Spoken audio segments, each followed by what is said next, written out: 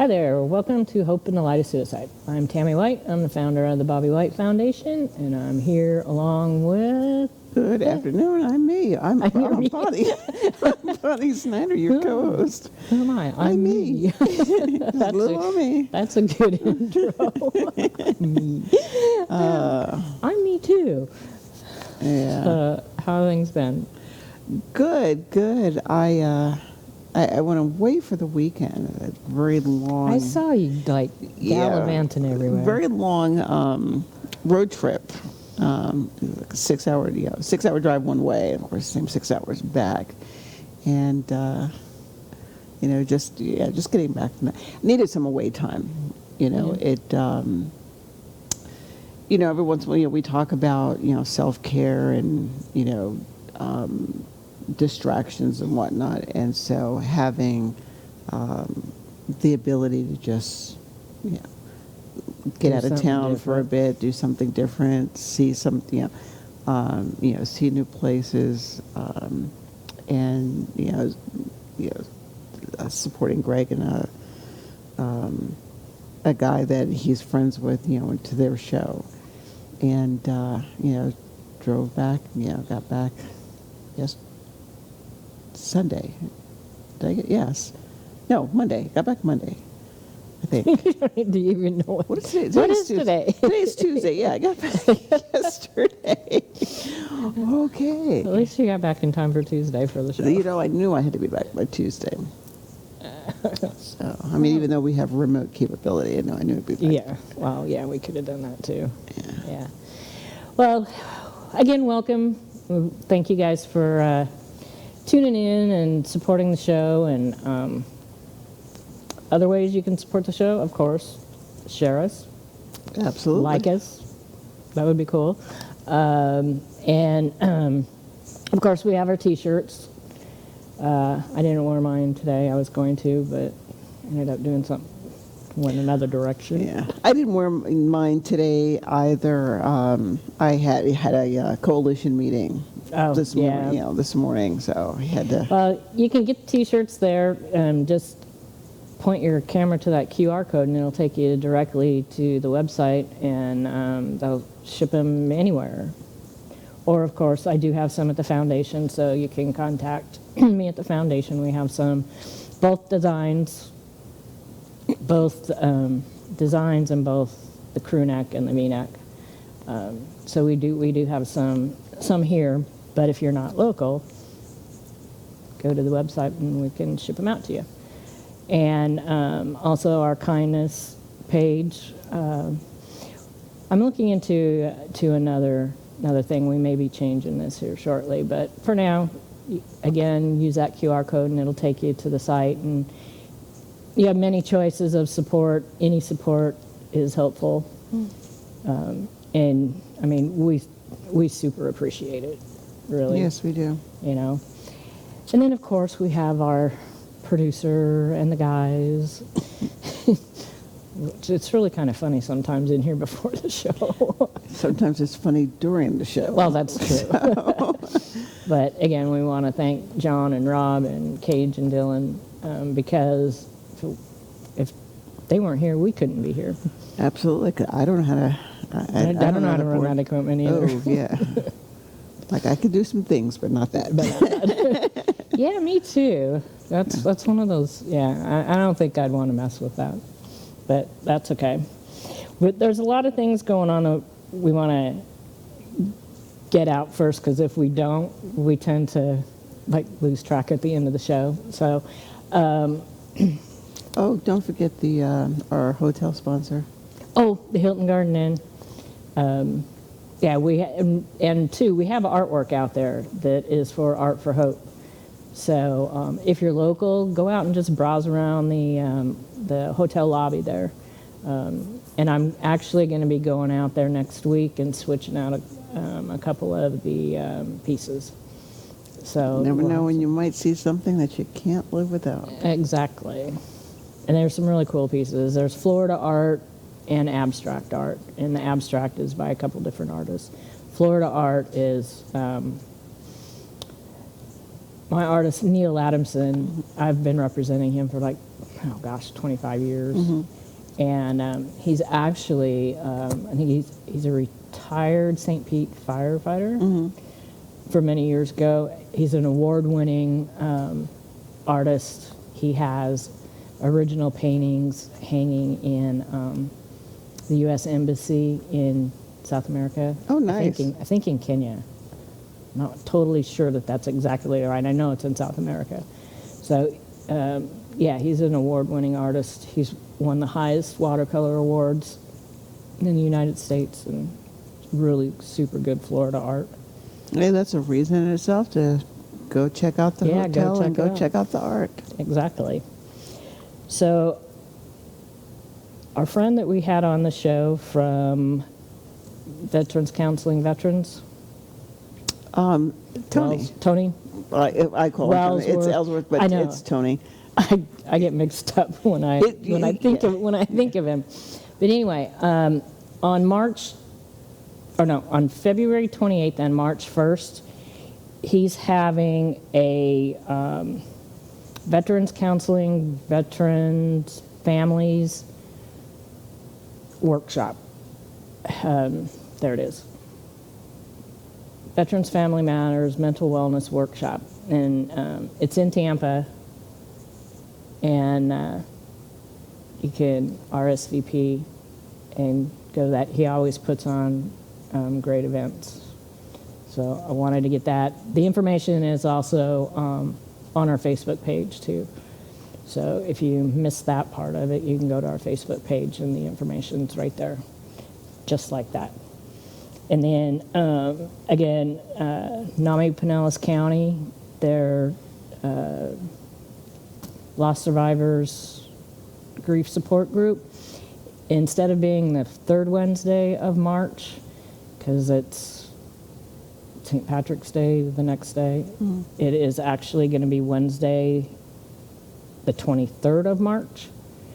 And we have you need to register, but all that registration information is also on both the Foundation Facebook page and the show's Facebook page.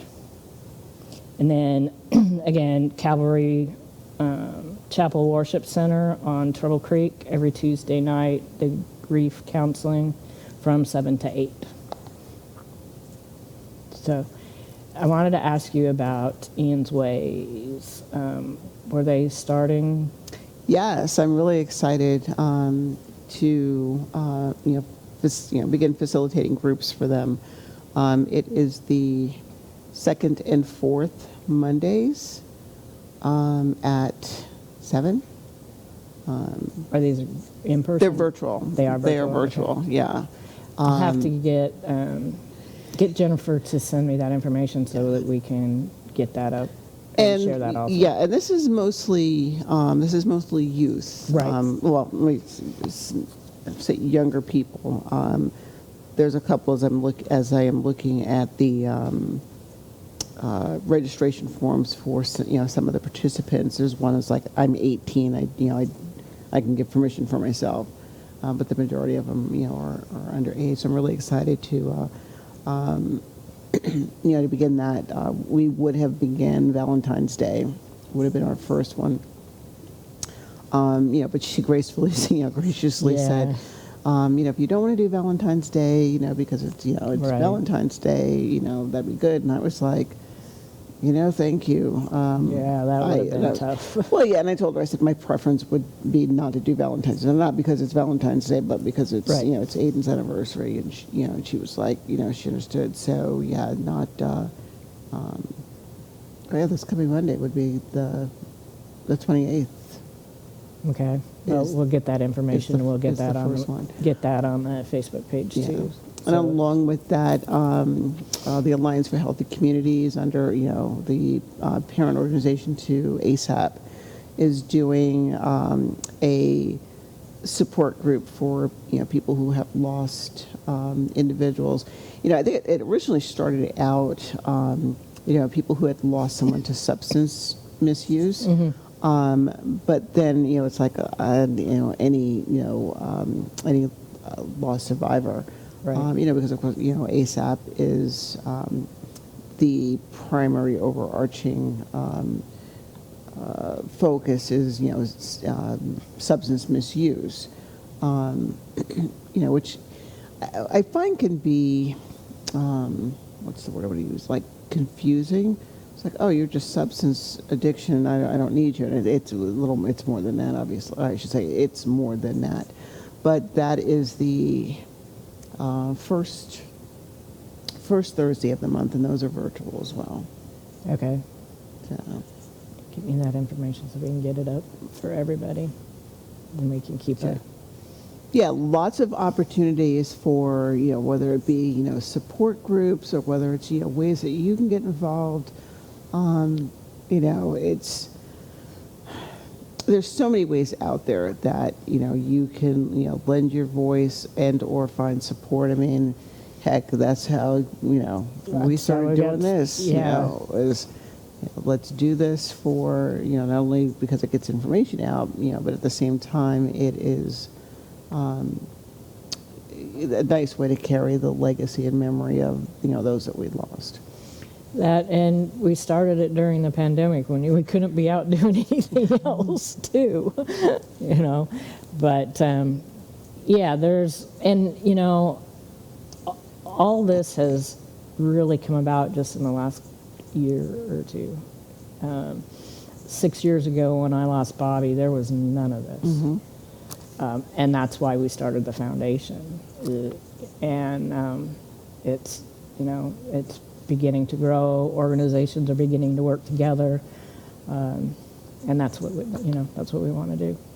Well, I think, it didn't exist in this form. Because when I think back, of, when people suffered, or dealt with grief and loss, it was come see somebody like me. You go see a therapist. And, that therapist would help you through your grief and, the grief and the loss. Or, go, a support group might be, at your church might, have something. But I look at it back then, it was just very superficial. And I don't want to say superficial to minimize it or to throw shade on it.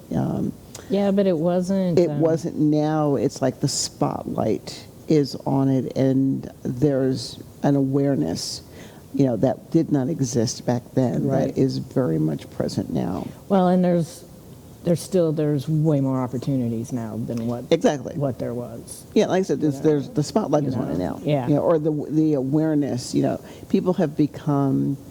I think as we have evolved, the stigma around talking about, grief, loss, substance addiction, mental health, all of those things where almost, when I think back when I was younger, they were taboo subjects. Oh, yeah. Well, back when we were younger, they didn't talk about breast cancer. Exactly. There were just certain things that you just did not talk about, or you talked about in private. It was the secrets that you kept behind, doors. Now, fast forward to where we are today, it's acceptable to talk about it because, people realize that it needs to be talked about. And, a lot of healing comes from talking. Right. Yep, sharing your story is important because then, people understand that they're not alone going through something so horrible. What do you mean there's somebody else like me? Yeah, exactly. And they're talking about it. Oh, boy. So we are going to get into our book. And I still just love this book. How to Carry What Can't Be Fixed. And you can go along with this. This is a great grief journal, is, what she calls it.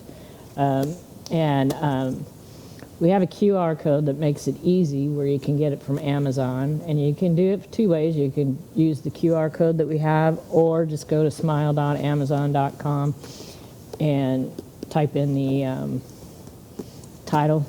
Choose the Bobby White Foundation as your charity of choice, and that's an easy way when you order from Amazon to help the foundation. I was Oh, like, mine's there. I know. I was like, oh, man. It's one of those things where, that's totally unscripted. Like, I need to wet my throat. It's like it's dry. Then it's like, okay, guys, caught me drinking the Coke. The vices we all have. Wow. And that's one of mine. That was funny. It was as we're getting into the book, somebody was watching one of the episodes, and they happened to actually I think it was Greg. He happened to comment. So, because they made this comment about I needed to cut down on Coke, and so there I am, right there on camera. Coke's sitting right there, and he's like, "So about that Coke that was sitting by your chair." What's like, what Coke?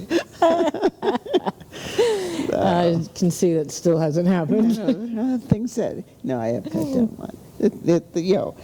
But I think that's a nice. I like those laughable moments, and using them as a segue to just get into our chapters, because I like what she says here. We can find creative. Grief is painful. We can find creative ways to connect with it, but it's still going to hurt. And what I think about what is these how do we creatively connect with and I get people saying creatively connect with grief. Like, what are you talking about? Like, you're not supposed to do that. And for me, what I took away from that, it's she goes on to say, once you understand that grief itself isn't a problem that needs to be solved, you might wonder if you're supposed to be in pain for the rest of your life. And I liked that. What chapter are you on? We're on 5, right? No, we're on 4. Why am I on 5? I don't know. I was like, you're jumping ahead. I did jump ahead a little bit. No, wait a minute. No, We you're are on right. 5. No, we are on 5. No, you're right. I was on I just had the wrong page, because I'm like, did I put all the wrong stuff on there? Oh, yeah. Like No, you're right. I'm sorry. You had me going there for a moment. Like, wait a minute. No, I had everything right. I just had my book open wrong. Okay, continue. Okay. You're supposed to keep me straight. That's usually. Oh, that, yeah, that's don't. No. Moving right along. Okay, so continue. Yeah. But again, what I liked about this intro to this chapter was how it, illustrates a normal and says that, grief, it's painful, but it is normal. And, oftentimes there are, unfortunately, there are some people who, have the tendency to wallow in the grief, not to allow themselves to process it. And, for them it becomes for lack of a way of putting it, gloom and doom, life is going to suck for the rest of my life. And, as I was, processing this chapter, it made me think about how it's possible, if you only do the work, to allow yourself to grieve and process the grief and the pain, while also at the same time not allowing it to totally consume you. Like, I get it in that very first moment or days that you get the word that your loved one is gone, or in your case finding Bobby. It's like, okay, my thoughts are processing one day. Yeah, it sucks for a while until you figure out where to put that. And so, finding, the creativity. So, like, for me, I joke about, my Coke. Someone once asked me as I was talking one time, and I said, I'm addicted to Coke, the soda. The soda. Clarify. And, and they're like, what, it's like, well, what can I do, what can I get you? Just get me Coke. Just get, and I think I remember saying that to somebody, I was like, what do you need? What can I get you? Just give me Coke. And, looked at me like, What? what did she just ask me for? And, and then it dawned on me, I was like, the soda I'm talking about. You guys know me. I was like, I don't do drugs. And I was like, no, the soda. But I found that is, just a hilarious way of, dealing with, and not just, grief, but for me, anything negative. Mm-hmm. Just get me some Coke. The soda. Yes, the soda. Yes, the soda. But she does say there's a difference between pain and suffering. Pain is healthy, a normal response when someone or something you love is torn from your life. Suffering is different. It is all the extra added things that make everything feel worse. And, I don't know. I guess I always knew that there was a difference between like pain and suffering, but I like the way she. Well, the way she separates it makes sense, and you can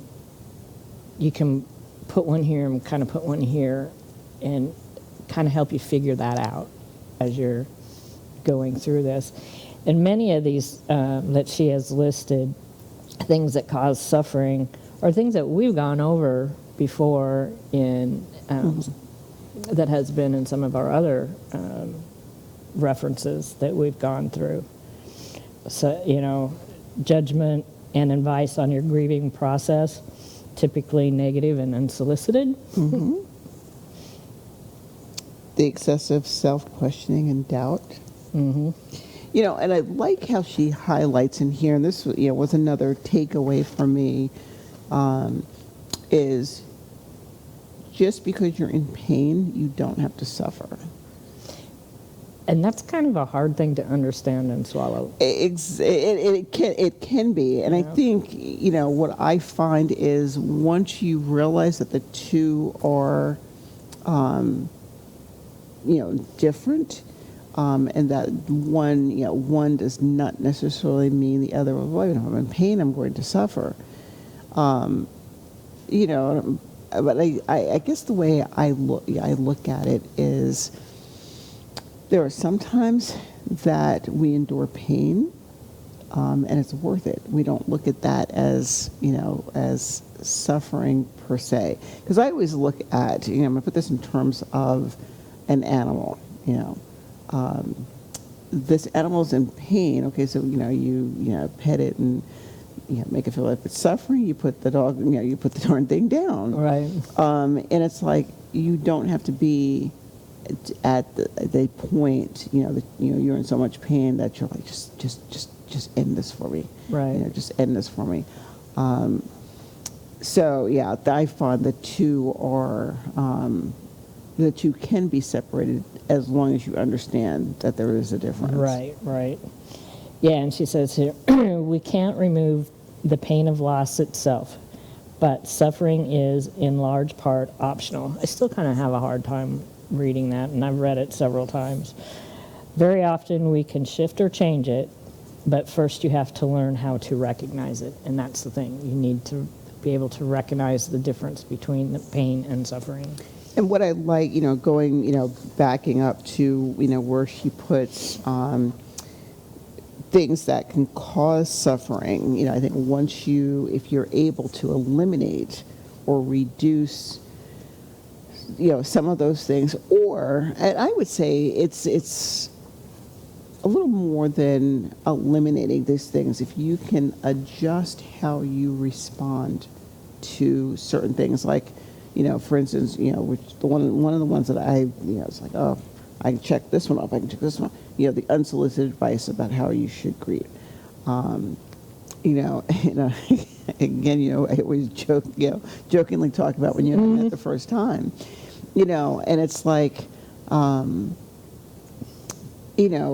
you can go, when somebody says something to you, you can go one of two ways with it.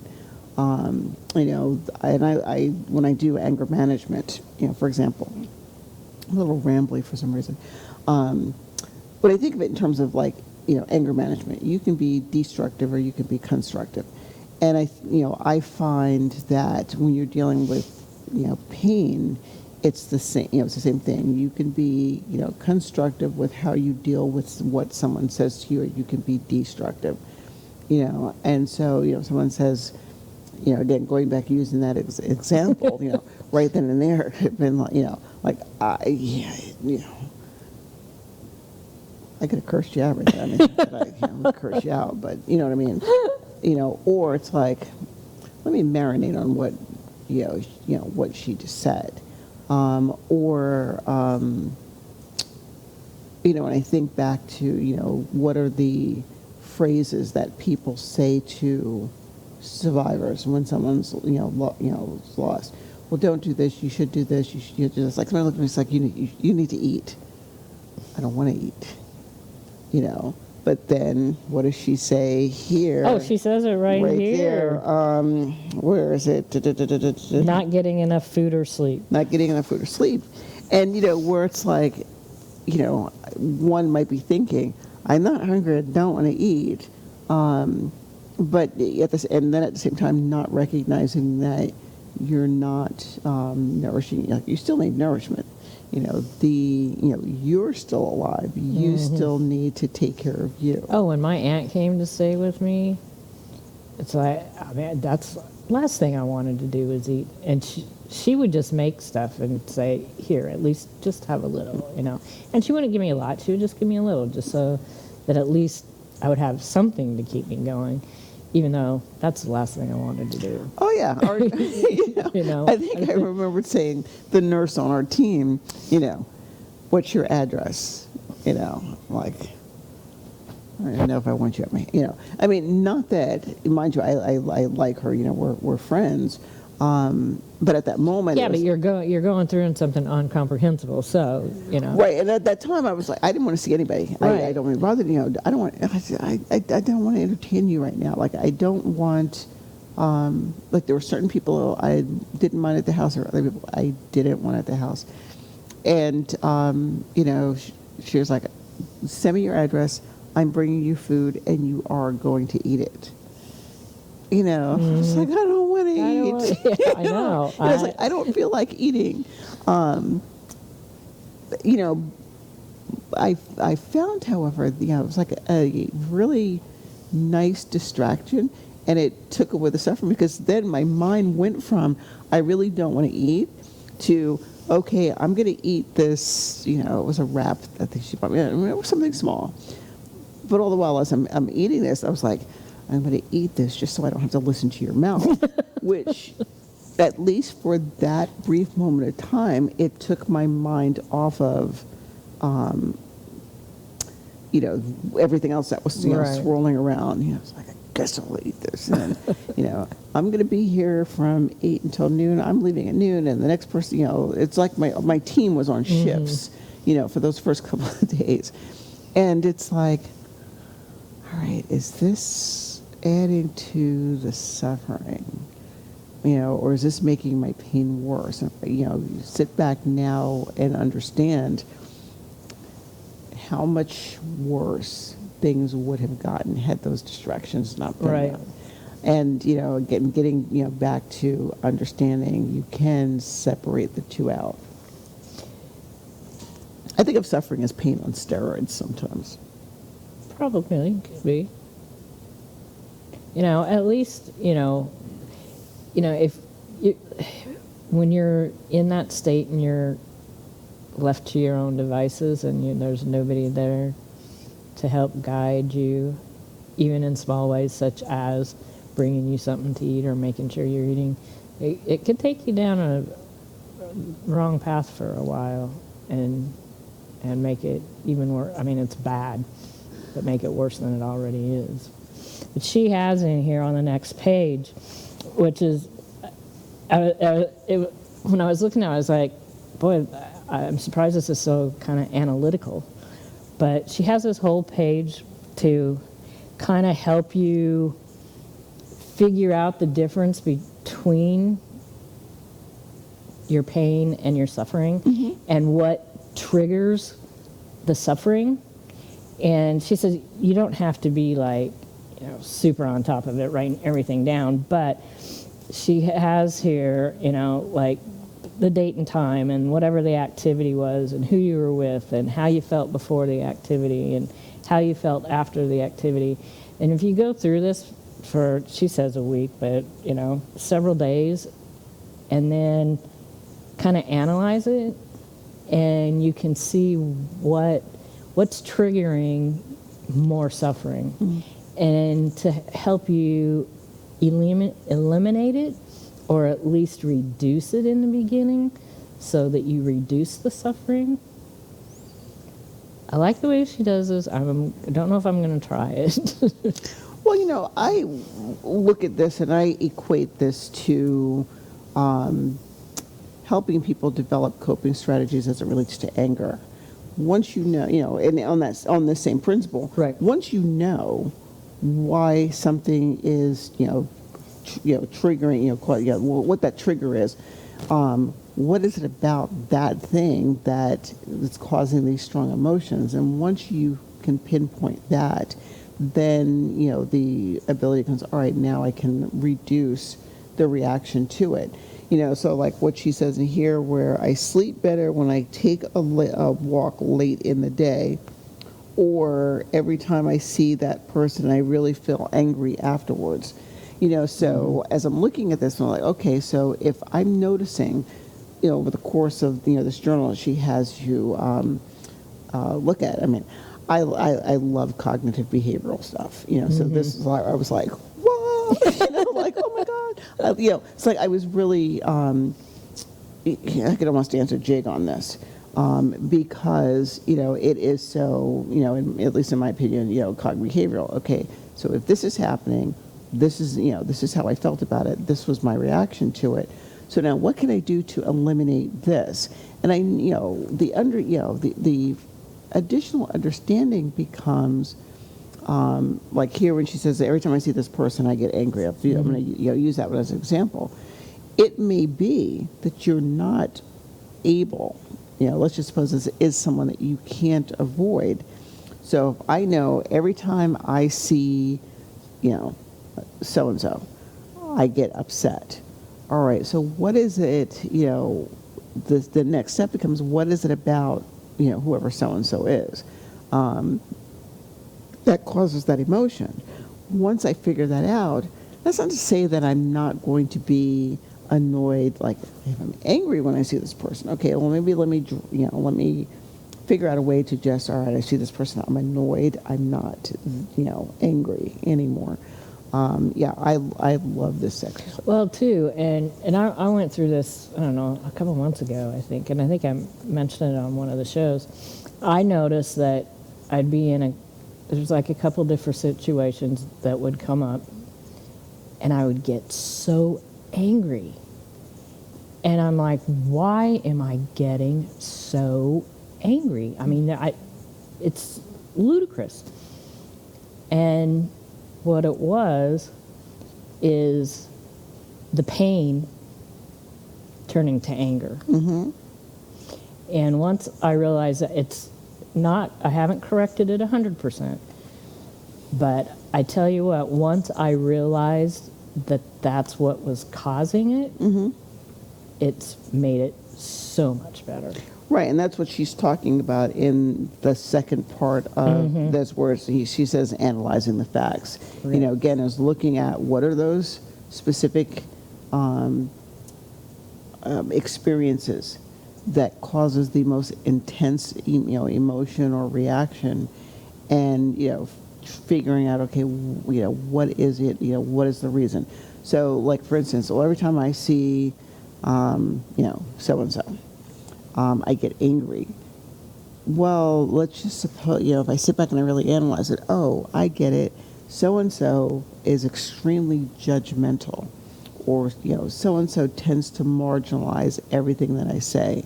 So then it becomes all right, so if I know that, this person, avoid using a name, let's use John. No, yeah, so no, I'm not digging on this. I'm digging on the boss. So let's just say, every time I see John, it's like, oh, John is so condescending, he's so belittling. And it was like, well, wait a minute now. It's important, that we take a step back. It's like, okay, is he condescending or belittling, or is that just his personality? And I think, with some situations or incidents, we find out that we are misjudging, a situation. We're acting more on the raw emotion at the time, and those negative thoughts that are, that are present at the moment. It's not until we're able to step back and say, okay, what else can it be?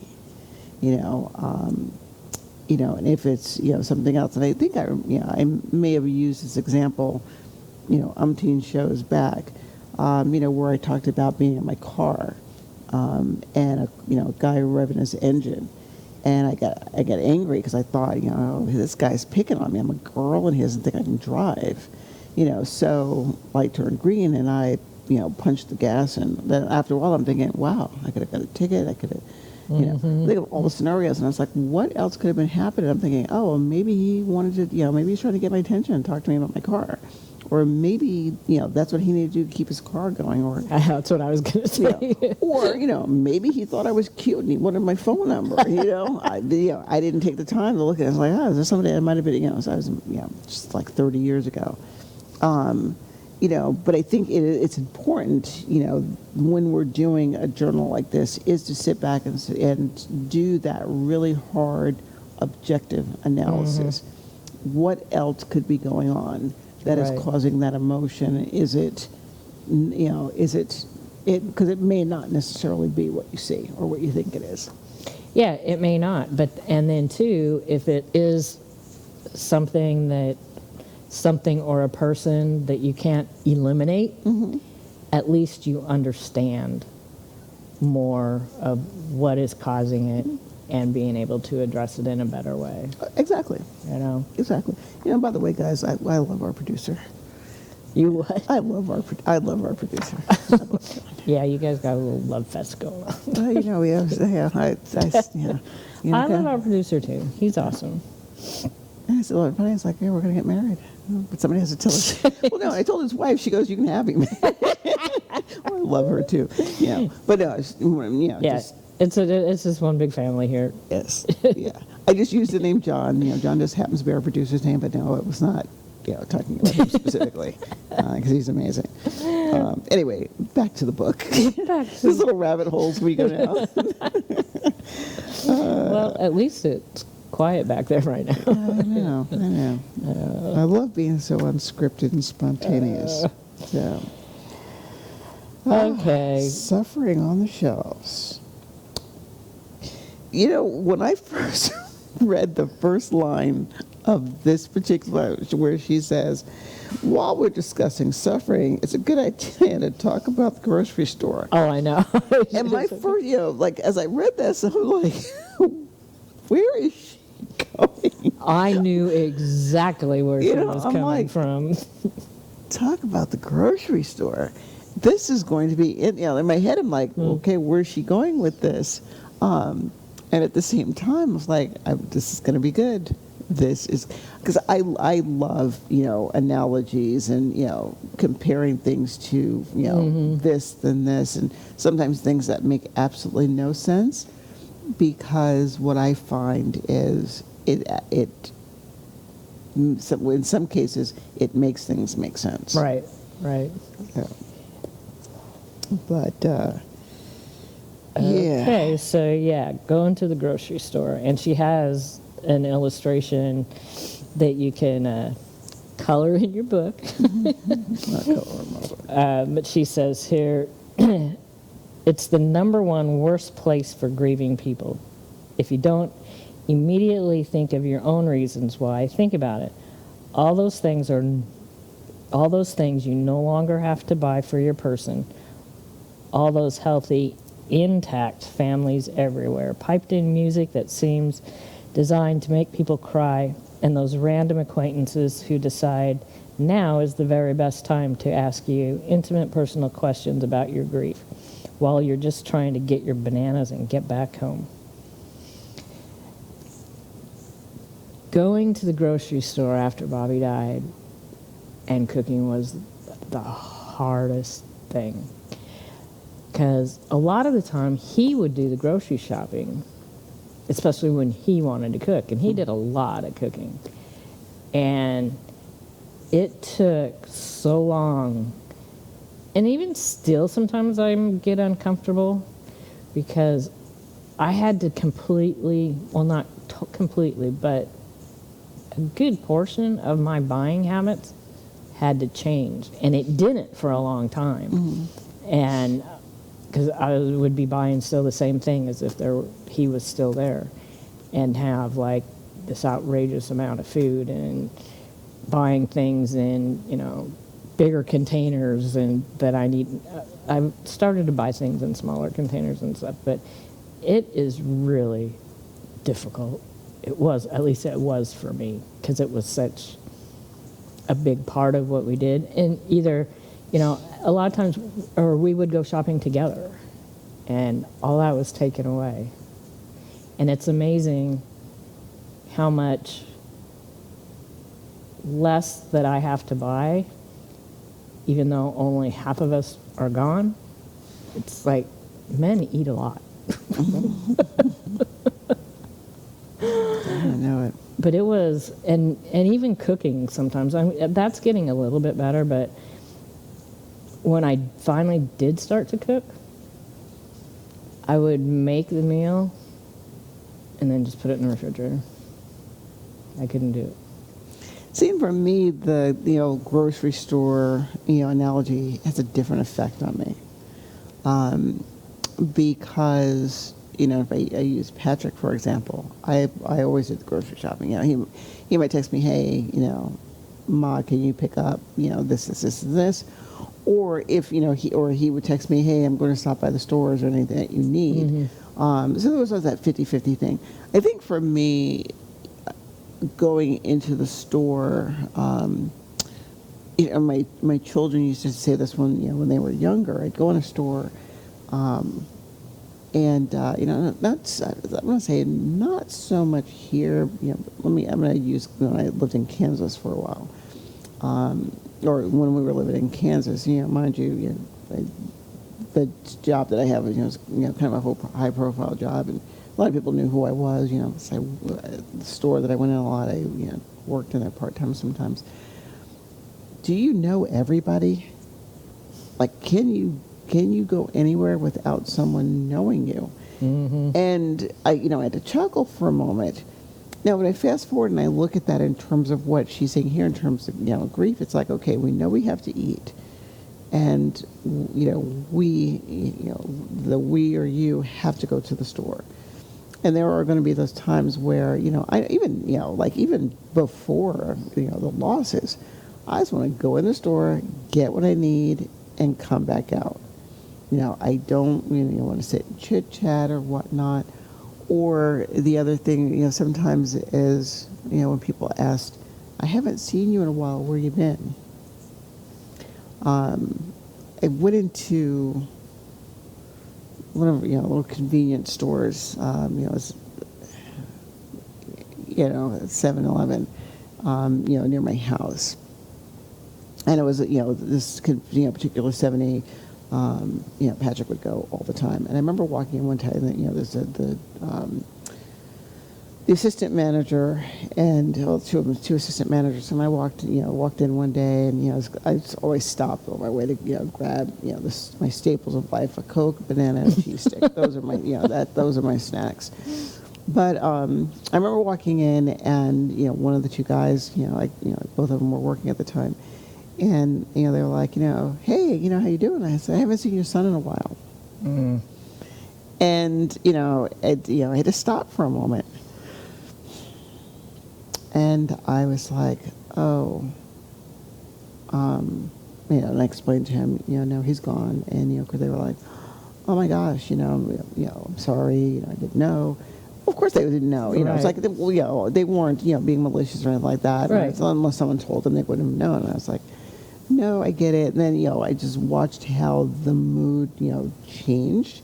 And, you know, in my head, I'm like, yeah, I generally adore these two guys. You know, it's like when you go to the one store after a while, they're more than just the people that work at the store. Right, You become right. like, you know, acquaintances. And I was like, no, guys, it's fine. You know, I understand you didn't know. And, you know,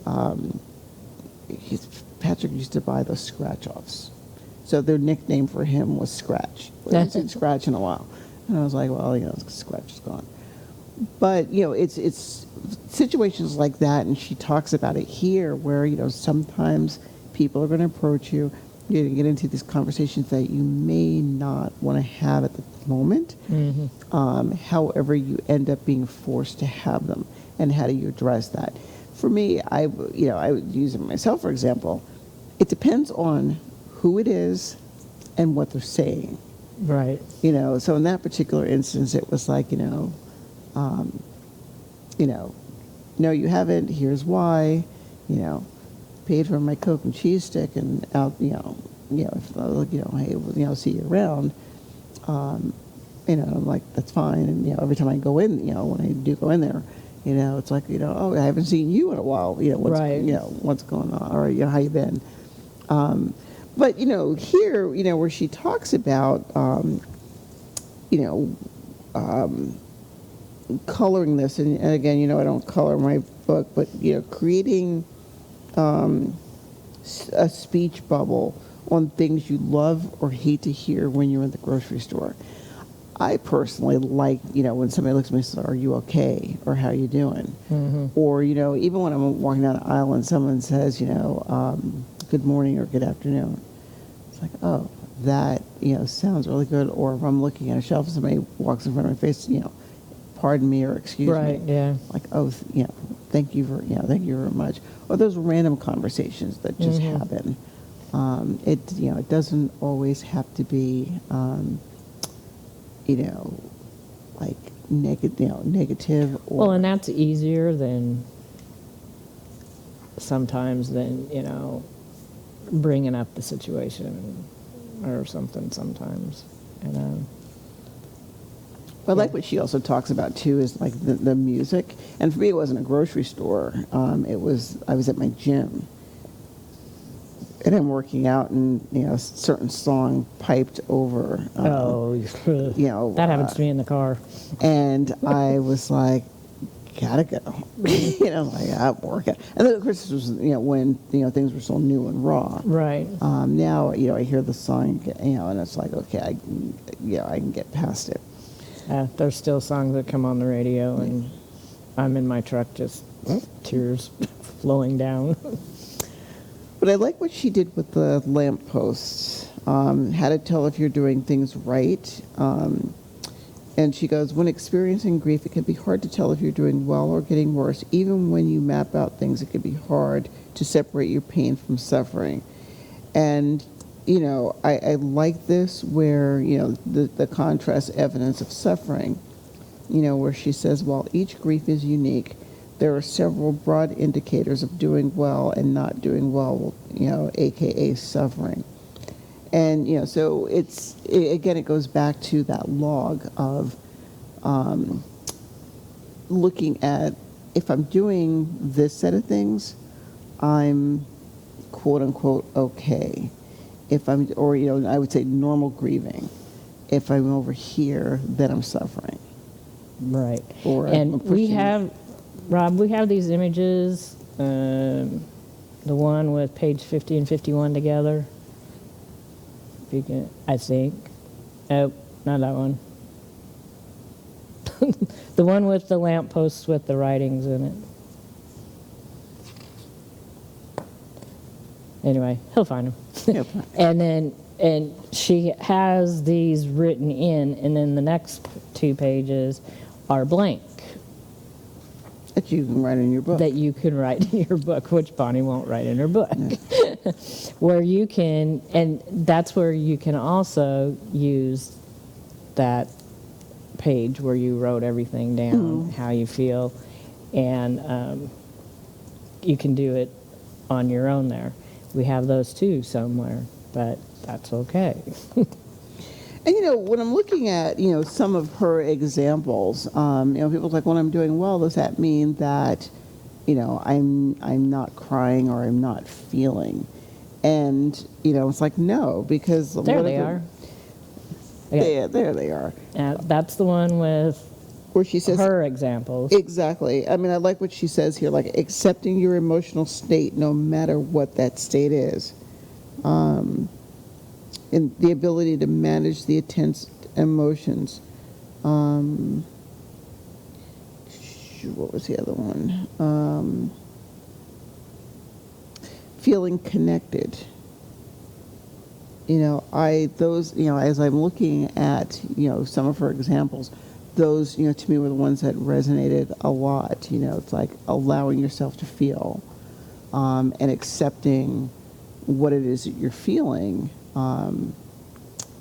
because it's normal. It is normal.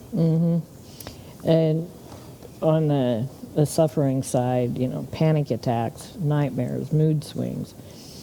I started getting panic attacks in the middle of the night. That's kind of leveled out a little bit. Having no appetite or having an excessive appetite, the overeating, and then guilt. And that's where I fell. Not the like in the early beginnings, I didn't want anything to eat, and then I was eating everything and things I normally don't eat. Like I don't like sugar, but all of a sudden, cake, cookies, anything.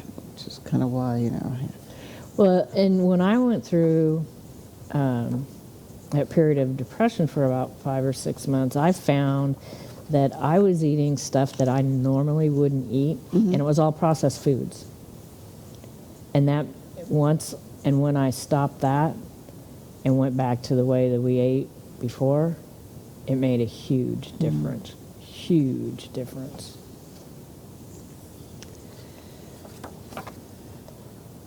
What does she say? Reminding yourself. No matter how many times pain or grief has entered your life, the grief is unlike any other. Each new experience gets to unfold and be tended in ways that best suits what hurts. I like that, because, it is we're not going to react to, grief the same way every time.